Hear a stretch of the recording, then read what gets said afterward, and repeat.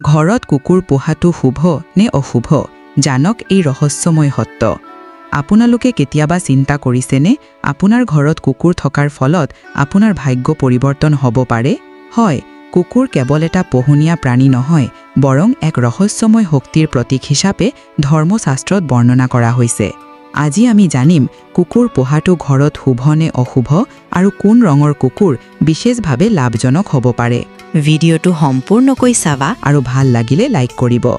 কুকুৰ বিশ্বস্ত আৰু সংবেদনশীল প্ৰাণী। তাৰ ঘ্ৰাণ শক্তি অতি প্ৰবল। ই অহা বিপদ আগতে অনুভৱ কৰিব পাৰে। সেইকাৰণে পুৰণি যুগৰ পৰা মানুহে কুকুৰ পোহে। কেতিয়াবা বনৰীয়া জন্তুৰ পৰা ৰক্ষা পাবলৈ, কেতিয়াবা ঘৰৰ নিৰাপত্তাৰ বাবে আৰু আজিকালিৰ যুগত মানসিক সমৰ্থনৰ বাবে। কেতিয়াবা মনটো বেয়া লাগি থাকিলে ঘৰৰ কুকুৰটোৰ লগত অলপ সময় পাৰ কৰিলে মনটো ভাল লাগি যায়, নহয়নে বাৰু? হিন্দু ধৰ্মত কুকুৰক যমৰ দূত বুলি গণ্য কৰা হয়। ইয়াক ভৈৰৱ দেৱৰ সেউজীয়া বুলি বিশ্বাস কৰা হয়। কোৱা হয়, যি লোক কুকুৰক আহাৰ দিয়ে ভৈৰৱ দেৱ তেওঁৰ ওপৰত কৃপা কৰে। বিশেষকৈ কলা কুকুৰ শনিদেৱ আৰু কেতু গ্ৰহৰ সৈতে সংযুক্ত বুলি বিশ্বাস কৰা হয়। যাৰ জন্মকুণ্ডলীত এই গ্ৰহবোৰ অশুভ প্ৰভাৱ বিস্তাৰ কৰিছে, তেনে লোকৰ বাবে কলা কুকুৰ পোহাটো উপকাৰী হ'ব পাৰে। মান্যতা অনুসৰি য'ত কুকুৰ থাকে তাতে অশুভ শক্তিৰ প্ৰৱেশ হ'ব নোৱাৰে।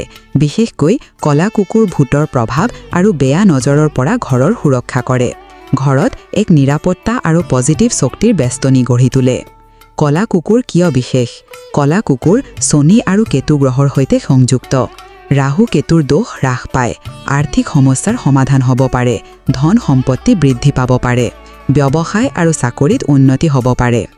যদিও কুকুৰ পোহাটো শুভ বুলি কোৱা হয়, কিন্তু সকলোৰে বাবে ইয়াৰ ফল ভাল হ'ব এইটো নিশ্চিত নহয়।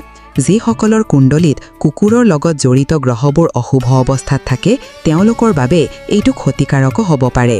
সেয়েহে এজন জ্যোতিষীৰ পৰামৰ্শ লোৱাটো বাঞ্ছনীয়।